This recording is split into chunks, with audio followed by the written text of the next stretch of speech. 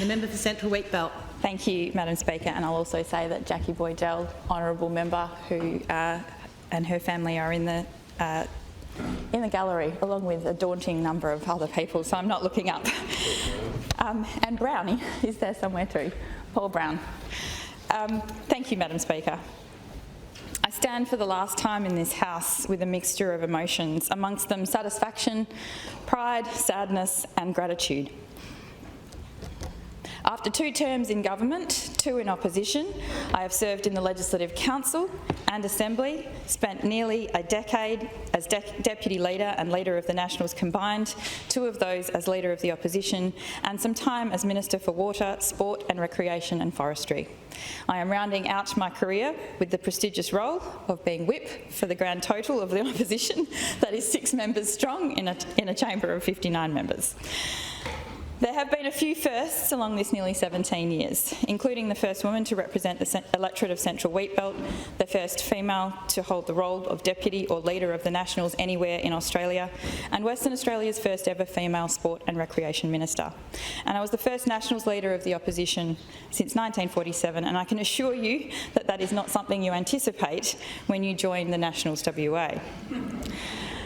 I am from Heartland National Party country, but no electorate should feel taken for granted, and I have always maintained that you have to work hard no matter your margin to earn the trust and support of those you seek to represent. I've increased my primary vote at every election, including in 2021, when COVID and the popularity of the then Premier McGowan and the Labor Party was unsurpassed. When I was pre-selected for the seat, following on from Brenton Grills, I was told more than 1,000 times, "You have some big shoes to fill."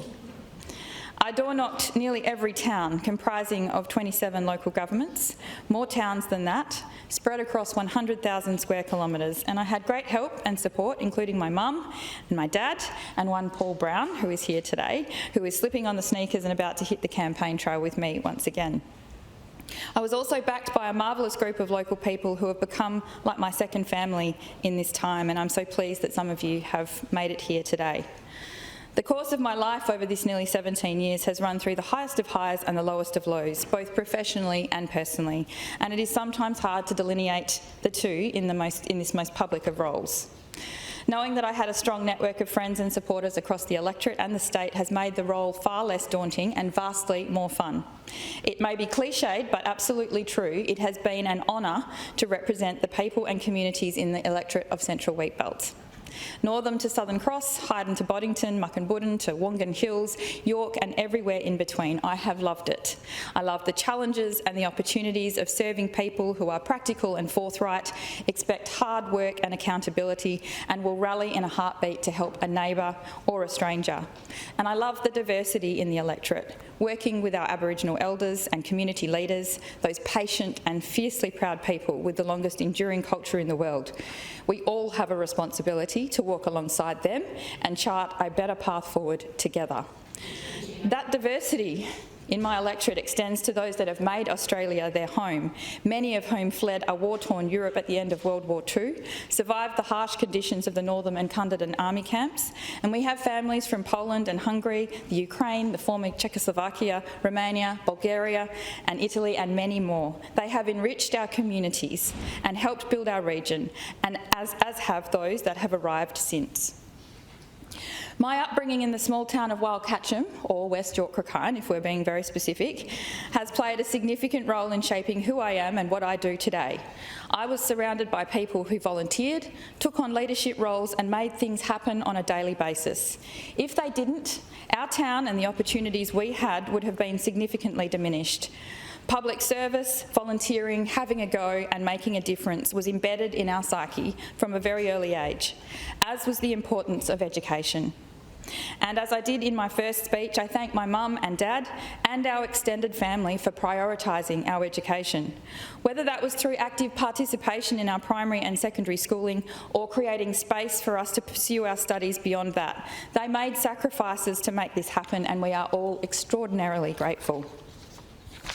Education is the game changer, and in a state as wealthy and prosperous as ours, our public education system should be the best of the best.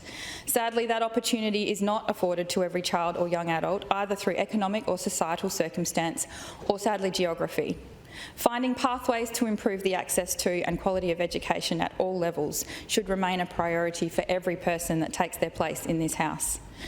During our first term in government, we delivered upgrades to the Merredin College in my electorate and the Merredin Residential College and a number of others across the state to support the completion of secondary education closer to home.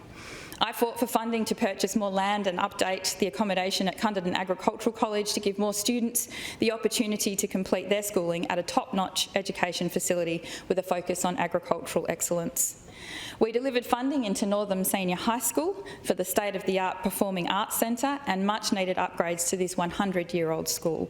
And we delivered millions into Muresk for upgrades to accommodation and to underpin the delivery of a tertiary agricultural degree, short courses and professional development opportunities for the sector. At the other end of the spectrum, I worked closely with our local governments and community leaders in childcare to build support for a new model of early learning tailored to the wheat belt.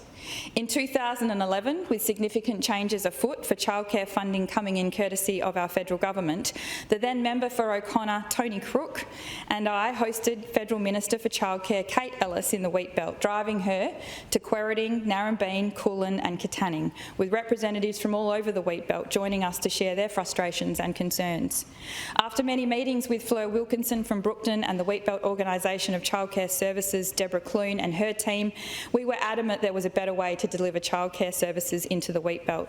A small-scale project led by the Shire of Brookton gathered support from other local governments and stakeholders, and with the work of Jill Cameron and a dedicated group of supporters, the Regional Early Education Development Inc, or READ, is now embedded as a bespoke Wheatbelt childcare provider.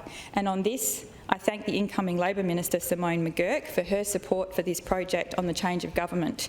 It was a wonderful success story and it will only continue to grow. Creating the opportunity for our seniors to age close to home in a dignified and supportive community has also been a passion of mine. It is not acceptable to me.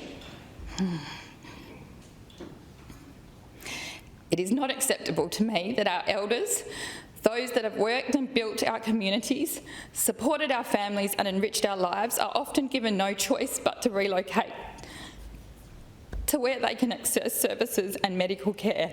Oh, come on, Mia. In a small way, working with our local governments and key stakeholders, I was part of securing funding to give our seniors a choice of staying in the Wheatbelt close to home. We delivered 71 independent living units across the central and eastern Wheatbelt as part of the biggest investment in housing for seniors and those living with disability in our region. The Wheatbelt is often used as a stalking horse for local government reform. Don't get me started on that. We have all been part of governments that have flunked on policy and implementation and execution. But in my time, we have proven again and again that a collaborative approach can deliver great outcomes without the need for a big stick approach. I sincerely congratulate the Shires that have contributed and continue to work on creating fit-for-purpose housing, and make mention of Tuck Waldron, who is now independent chair of this organisation. In the same wheelhouse, I will never forget the day the Premier and I opened the expanded Dryandra Residential Aged Care Facility in Calabaron. This grew from a community-run lodge to a 39-room facility, including dementia-level care, allowing countless of families to stay closer to their loved ones while they received the care that they deserved. To me, these investments are about putting our families and our communities first, and every dollar spent has been worthwhile. And they all have a common thread. They were enabled by royalties for regions. I cannot let this opportunity pass without talking about this phenomenon, and there is no other way to describe it. Our detractors will say that it is nothing more than a slogan, but those that lived through the creation and the development and the delivery of this will know that it is far more than this. There isn't a corner of our state that hasn't been touched by this program. It was truly exciting to be a part of the team that argued for the change, and was then part of delivering it. Synonymous with Brendan Grills and his leadership, we pitched the story there had to be a better way of driving development and funding into regional WA. Instead of rolling into an election cycle and asking for a laundry list of projects, the concept was simple. Come up with a way to fund them now and into the future. Take a long-term view on regional development, and instead of waiting for election promises to drop like crumbs, think about it in the long term. Some of the wealth generated in the regions returned to the regions. It was so simple, yet so powerful. We said local leadership should have more say in decision-making that impacted their community. We invited government departments to think outside the square when solving wicked problems, and we gave people and the departments that wanted to do what had always been done a serious headache. Over time, royalties for regions shifted from a deficit funding model, filling in long neglected gaps in infrastructure and services, to an investment and innovation model. It did create hope for communities and people that had felt forgotten and taken for granted, and they were far from the decision makers and government. From opposition, we had gathered a dedicated little team, and we set about trying to do things just a little bit differently.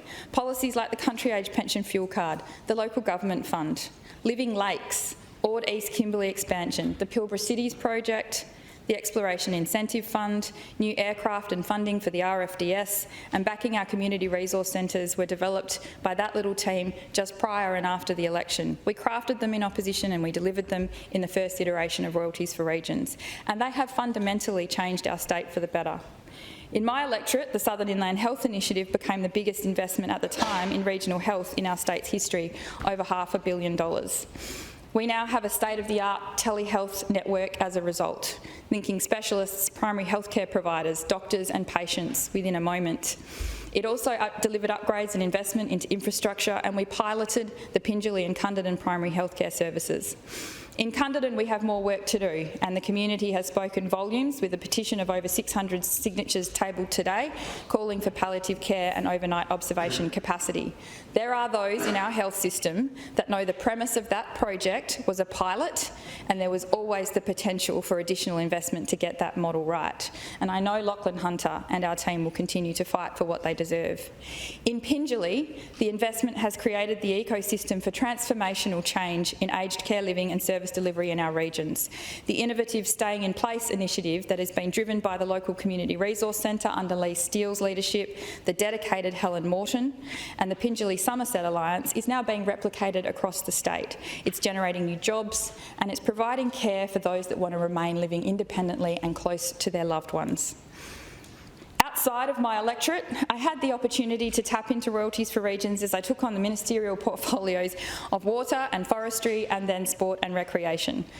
The irony of me holding those particular portfolios. I was from the wheat belt where there was little water, very few trees, and anyone that knew me knew that I had not 1 ounce of sporting talent. I'm looking at you, Member for Petra. I was the kid in the tunnel ball and the flag races and D-grade on the netty court. My competitive spirit was definitely directed elsewhere.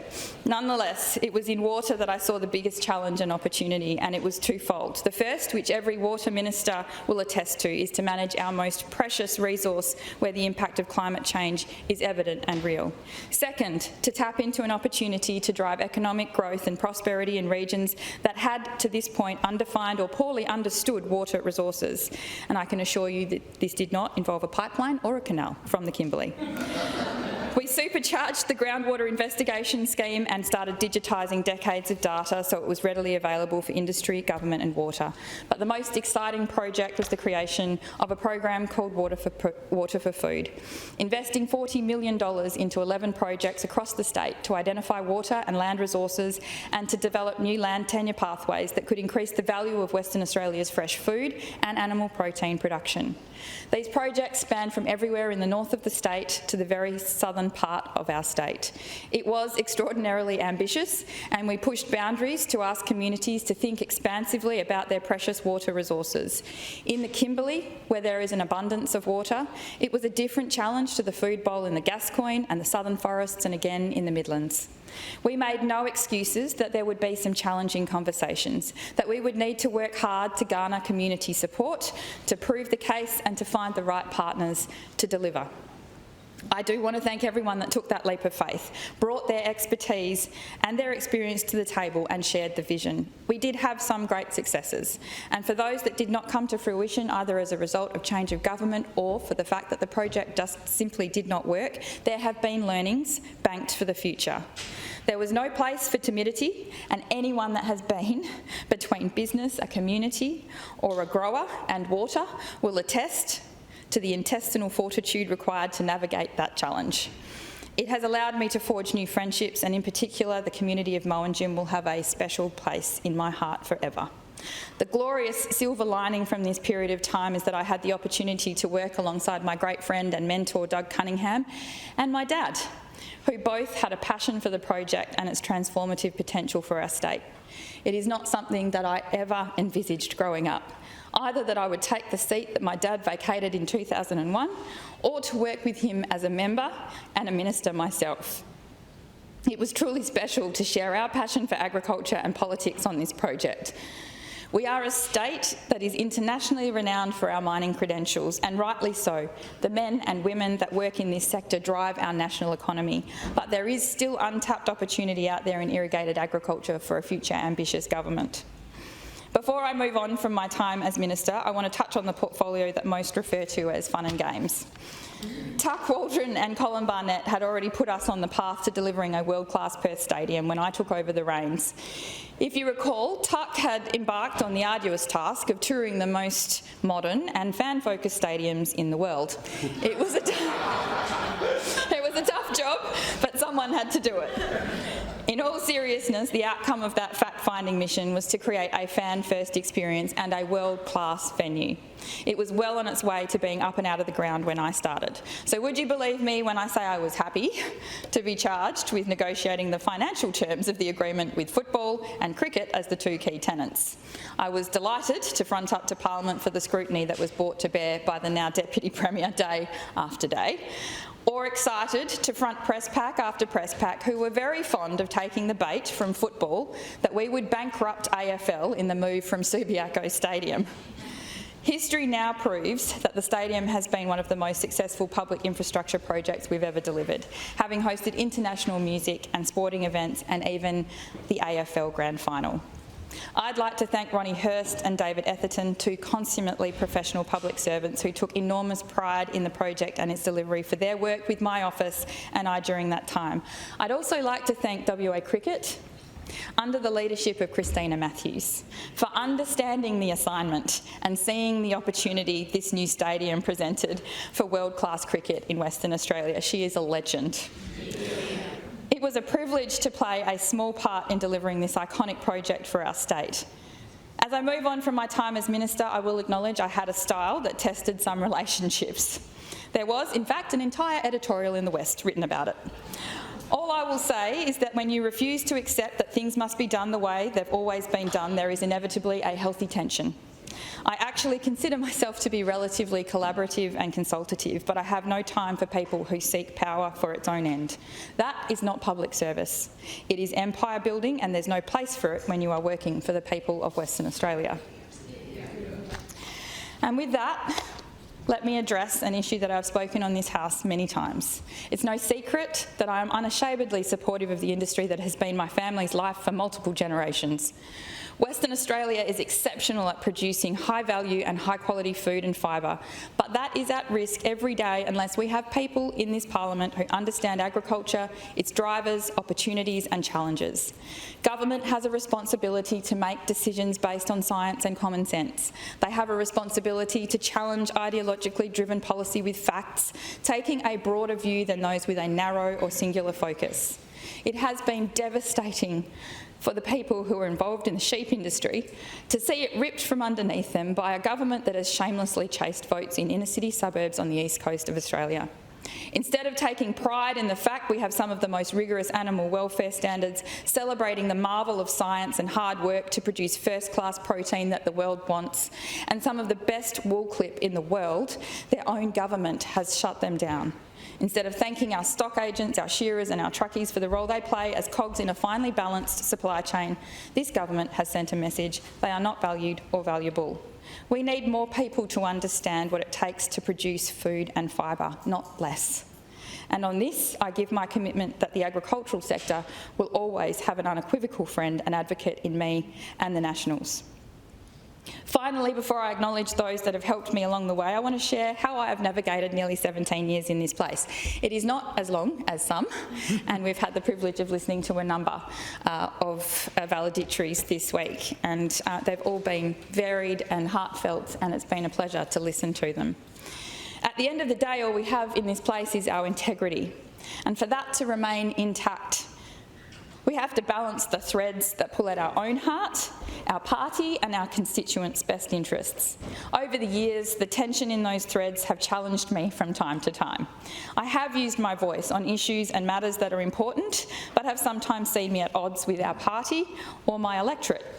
This has never been done lightly or without the belief that we are elected to set the bar high, to lead change, to speak truth to power and to challenge the status quo when it is needed. Accountability and integrity are two things that we can control in an environment and world where there are so many variables we don't. I have participated in debate on stop and search laws, abortion access legislation, The Voice, justice for survivors of forced adoption, gender reassignment, redress for child abuse survivors, same-sex marriage, juvenile justice and voluntary assisted dying, just to name a few. While I accept that there are those with strongly held views on all these matters, I hope the public and my peers have seen me approach each issue that we've considered by putting people at the centre of the debate. We are powerful people in this chamber, and what we say and do matters. I urge those who seek public office to be bold and brave and authentic. I can attest that it may test friendships and loyalties, but none of us should be here to simply bide time or to make up the numbers. Temper that boldness and bravery by showing respect and kindness and compassion, even for your toughest of opponents. I can attest that your electorate and support base only grows stronger when you are prepared to do this. To that, before I thank those that have been on the journey with me, I want to thank the amazing organisations that I've had the privilege of serving as patron or vice patron for over the years. These groups do amazing work, unsung heroes, and it has been my pleasure to have been associated with them and assist in some small way. The Royal Lifesaving Society of WA, they literally save lives. It's been an honour to be your vice patron. Comfort Quilts Against Cancer, Northern Women in Business, Northern Army Camp and Heritage Association, the Perth Hills and Wheatbelt Band, the 2J Race Club, Northern and Districts Historical Society, the Corrigan Agricultural Society, the Northern Cricket Association and the Northern's Men's Shed are just a few. Everyone in these organisations are hard-working volunteers and you do amazing work. The CWA also has my continuing admiration and respect. They have been empowering women and championing positive change for our communities for over a century this year. And I am proud to stand in this place as a member. Now to those who have shared this roller coaster of a ride with me. I have made the strongest of friends and held on tight to those people that knew me before my public life, some of whom are here today, and that is so very special to me. To my friends and colleagues in the National Party, you all understand what it's like to be a part of something bigger than yourself. This grand old party has been serving the people of our state for over 100 years. We are custodians of its legacy and its future, which I know will be strong and effective for many years to come. To Brendan Grills, the person who backed me before I was confident enough to back myself, a person of vision, drive and commitment to make a difference. You challenge us to be better, think more expansively and be agents for change. Thank you for your friendship and your leadership, and thank you to you and Susan. I'm so very lucky to have you in my corner. To Jackie Boydell, fiercely loyal, forthright and great fun. My deputy, friend and someone that challenges and supports me to this day. Your amazing parents, Tom and Maggie, stalwarts of the Nationals, of the Carnarvon community and hard work embodied. I will never forget your generosity of spirit when it came to our party. To Tony Crook, a genuine advocate for regional Australia, helping you become the member for O'Connor is one of my favourite memories of all time, and I thank you and Karen for your contribution to public life. To Colin Holt, as my former council colleague, disruptor and friend, thank you. To Colin de Grusser, who has served in the council and as our state president. I wish you well on the next stage of your career. To the member for Moore and the member for Roe, sitting in front of me, I understand the assignment as no one else might, and you have my respect and gratitude for your service to the state. You are both quality individuals who have shown me great support and kindness, and I thank you for it. To you, Julie Freeman, Julie Kirby and our growing team of candidates, we have faced down adversity before, and I have faith that as you steer a new path for the Nationals, there will be many who will be drawn to our pragmatic and common sense approach to politics. Keep backing yourselves and stay strong. There are more chapters to be written for this little party that you lead. To Martin Aldridge, An extraordinary talent and friend. Your policy brain is only surpassed by your work ethic, and it has been a pleasure to serve with you. The Parliament and our party has been better for your contribution to public life. To the network of members and supporters who keep the wheels turning, volunteer their time, invest their own money and share their expertise, and are the beating heart of our organisation. Rob Tonetti and Heather Giles and their families, and there's too many to mention, but they have gone above and beyond. And Lisa Logan, who served as my electorate council president for a decade, before heading back to the hills with her family to pursue her own political career. To Lachlan Hunter, the person I know who will be standing in this parliament next year as the member for Central Wheatbelt, you will be a force to be reckoned with as you embark on this next role. We all know that none of us can do this job without a strong team. To those in my ministerial office, those who I spent more time with than my own family and friends, thank you for your endless patience, your good humour and dedication. I give particular thanks to the tenacious Nicole O'Keefe, the fierce Amy McAllister, Evan Stewart, Dan Nevin, Carolyn Hills and Simone Knox. I thank you for those that signed on when we came to opposition in 2017 and kept the energy and drive going in our little team, in particular the talented and committed Joshua Nyman, Alex Massey, Tay Ullers and later Emily Evans and Heather York. To Teresa Middis, who worked in my electorate office, my ministerial office and leader's office, you are one in a million. And to the dream team in my electorate, you amazing women. Starting out with Claire Cregan in the very beginning, and then Kath Brown, Michelle Alvaro, Rhonda Lawrence, Wendy Chambers and Georgia Brown. I receive nothing but praise from constituents and people that interact with our office. You do the hard work behind the scenes to solve the most challenging of problems, lend a kind and generous ear to those that need support and are fearless in your advocacy for our communities. Be proud, I count you as amongst my closest of friends, and I simply could not have done the job without you by my side.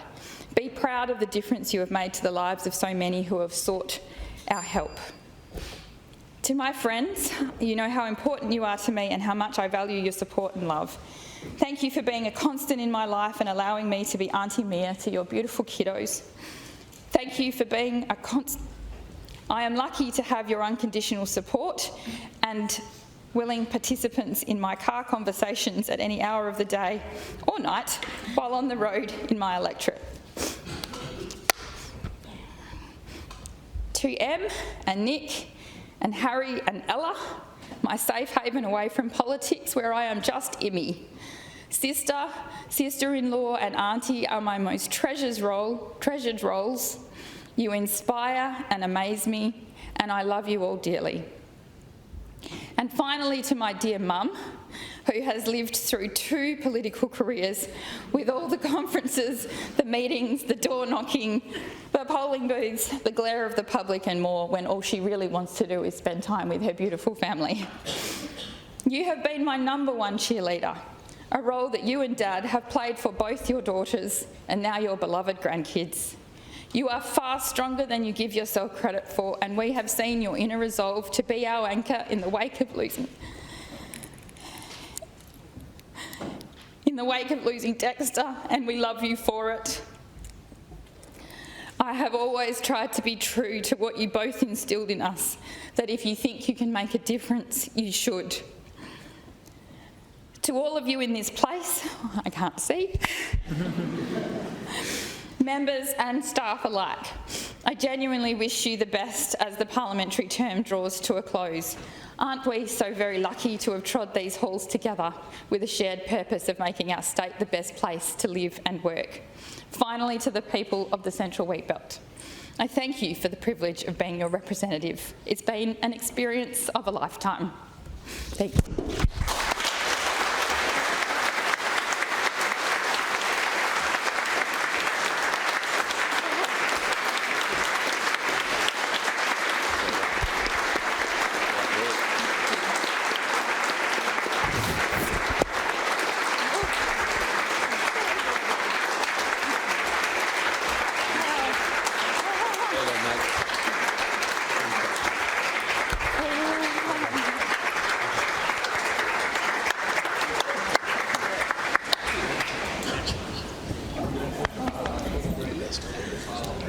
We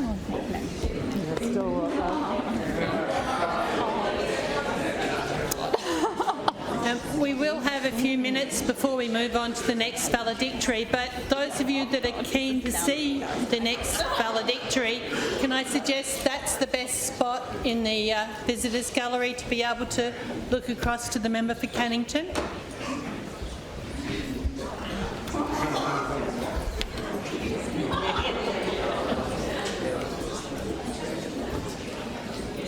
Sorry.